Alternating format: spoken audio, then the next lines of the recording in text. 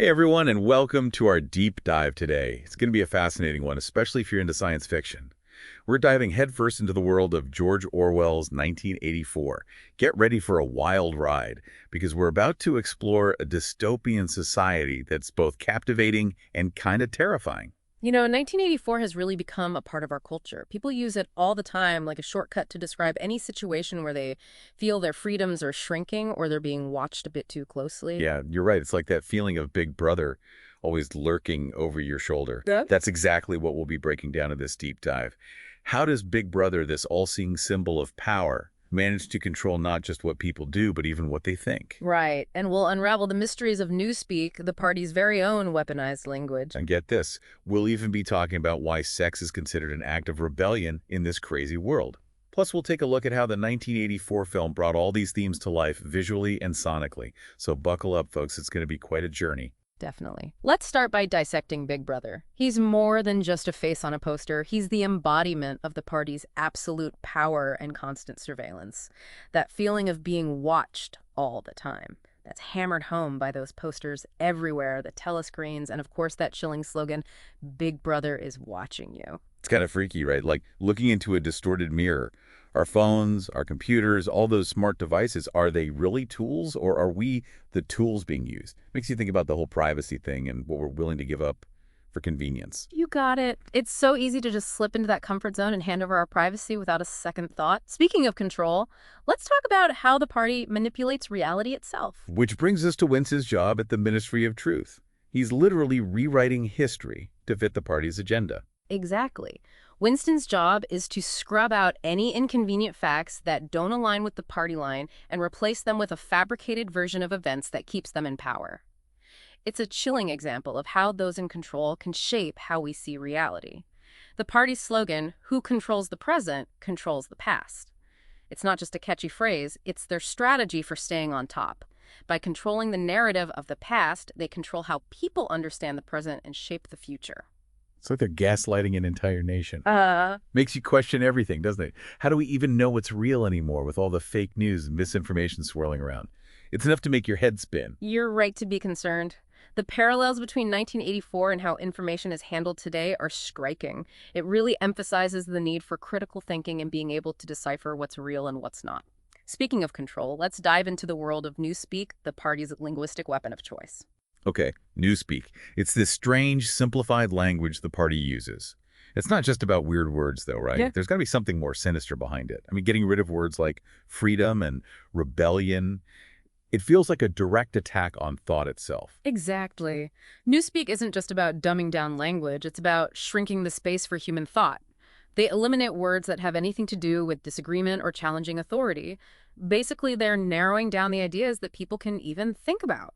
It's a masterful and terrifying way to control people's minds. It's wild. Like in Newspeak, bad is ungood. It's like they're trying to oversimplify everything human emotions experiences and cramming it all into these bland, simplified terms.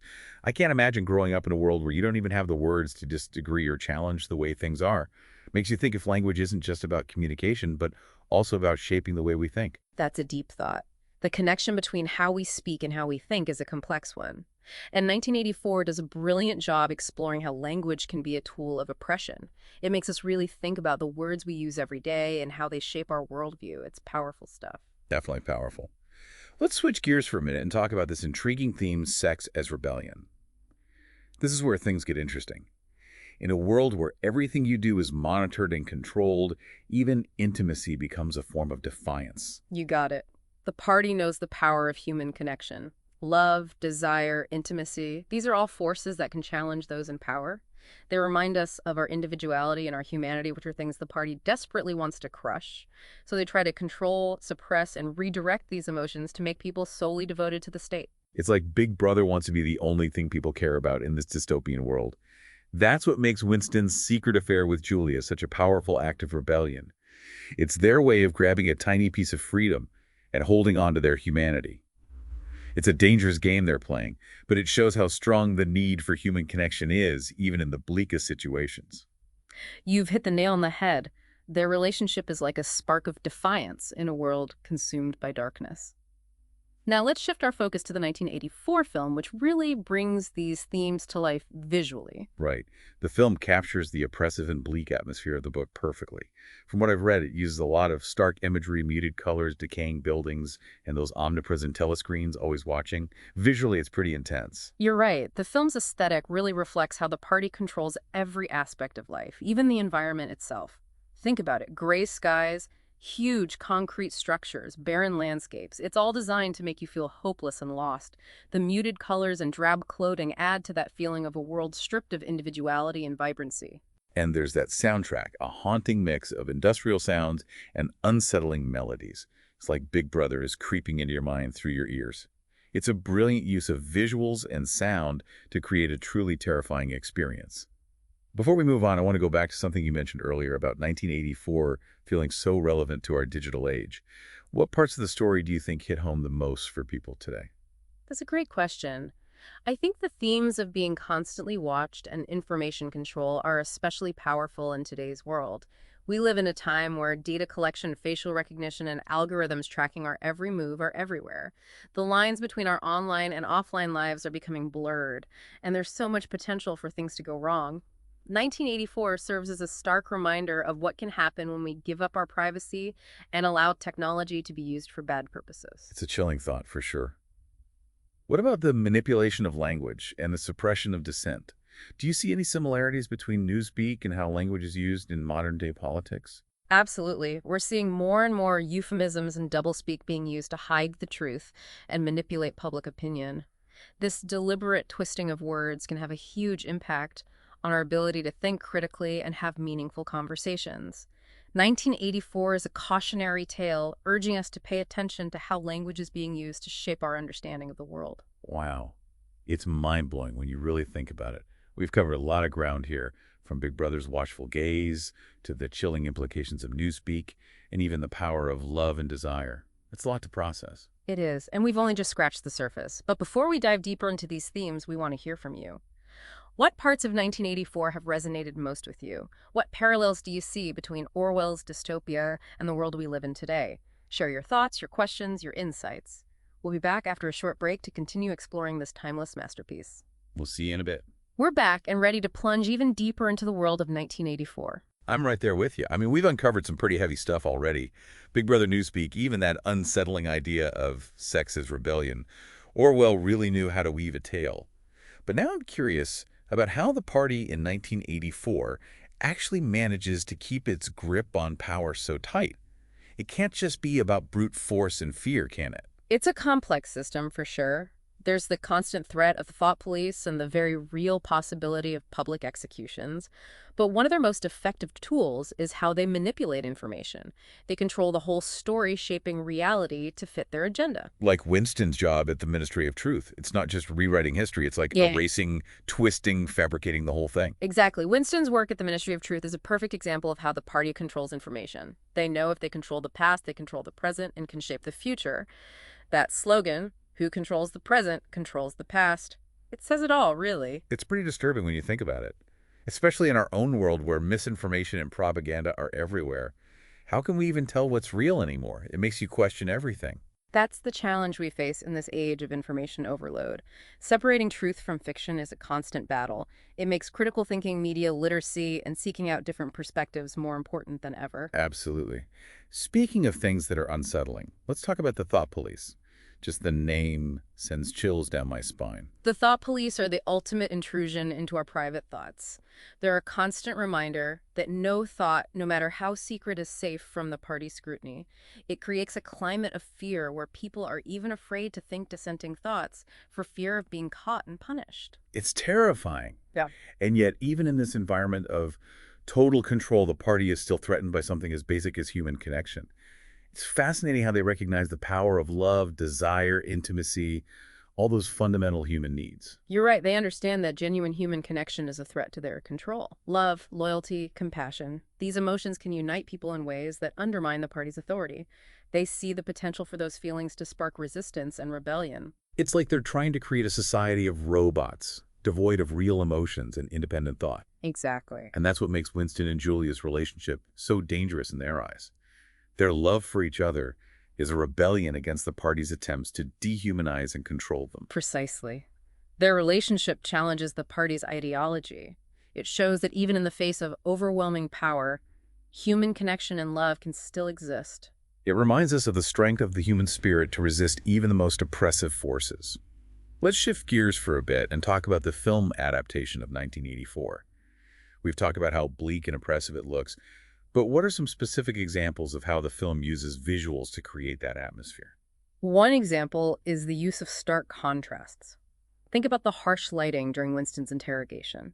It highlights his vulnerability in the power imbalance, or the contrast between the huge impersonal buildings of the Ministry of Truth and the cramped, rundown apartment where Winston lives. It's a visual representation of the party's control over everything. And the telescreens, how are those portrayed? They're everywhere, constantly in the background. They remind the characters and the audience that the party is always watching. The way the camera focuses on the screens and the distorted images and propaganda they show really emphasizes how intrusive they are. It's interesting how something as simple as a screen can become such a powerful symbol of oppression. That's an important point. Technology is a double-edged sword. In 1984, it's mostly shown as a tool for surveillance and control, but it can also be used for good. Speaking of control, I want to go back to Newspeak. It's a brilliant and terrifying example of how language can be manipulated to control thought. The way they limit the words people can use to express dissent or challenge the status quo is really effective. Newspeak essentially narrows down what people are even capable of thinking. It's like they're trying to shrink the human imagination, trapping it within their ideology. And what's even more disturbing is that people seem to embrace this linguistic straitjacket. That's a key part of their strategy, to make people believe they're choosing to conform. It makes you wonder about free will and the power of propaganda. It emphasizes how important critical thinking, media literacy, and a healthy dose of skepticism toward those in power are. We need to be willing to question the stories we're told and seek out different viewpoints. It's a powerful message. Now, as we continue our deep dive into 1984, let's turn our attention to Winston Smith, the main character in this dystopian nightmare. Winston is such a compelling character. He's not a superhero or a revolutionary leader. He's just an ordinary guy who starts to question the system and long for something more than the empty existence the party has planned for him. You're right. It's his flaws and vulnerability that make him so relatable. And it's that spark of hope that makes us root for him, even though he's up against incredible odds. It's his journey, his struggles, his wins and losses that make 1984 such a powerful and lasting work of literature.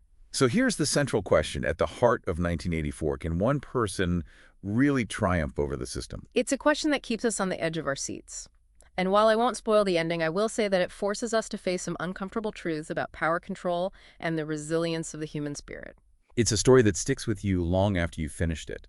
It makes you think, Thenem, have conversations, and question your own beliefs about freedom, truth, and power. And it's still relevant today as we deal with surveillance, misinformation, and the erosion of privacy in the digital age.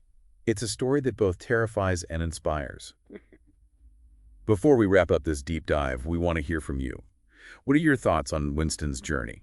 What lessons can we take from this dystopian masterpiece to help us navigate our own complex world? Share your thoughts, your insights, your questions. For listening. Welcome back to our deep dive into 1984. It's been quite a journey exploring this dystopian world. It really has. We've been uncovering the layers of control, the watchful eye of Big Brother, the manipulation of language through Newspeak, and the idea that even love and desire can be acts of rebellion. Yeah, and Winston's attempt to find freedom in this oppressive world has been a powerful reminder of what's at stake when individual liberty is under threat. As we wrap up our deep dive today, I think it's worth considering what makes 1984 so relevant, even after all these years. Why does this story still resonate with people? It's fascinating, isn't it? For me, it's how Orwell captured those universal human desires. The longing for freedom, the fear of being controlled, and the temptation to conform. He showed us that truth can be twisted, and freedom can slip away, even in societies that claim to be for the greater good. Exactly. 1984 isn't just a sci-fi story. It's a warning about unchecked power and the importance of protecting individual liberty. And it feels incredibly relevant today with all the talk about surveillance data collection and misinformation. It's almost like we're sleepwalking into the world Orwell imagined, isn't it? I think those parallels are definitely there. The methods of control may have changed, but the core themes of 1984 are just as powerful today. It's a story that pushes us to think critically about the world we live in and to fight for our freedoms. Couldn't agree more.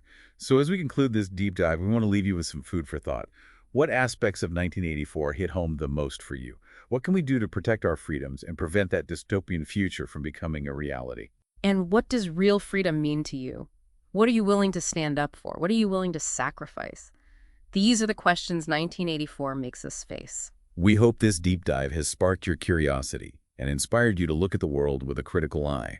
Remember, the future is not set in stone. We have the power to shape it. Let's create a world where freedom, truth, and human dignity thrive. Thanks for joining us on this exploration of 1984. Keep thinking, keep questioning, and keep fighting for a better future. Until next time, stay curious.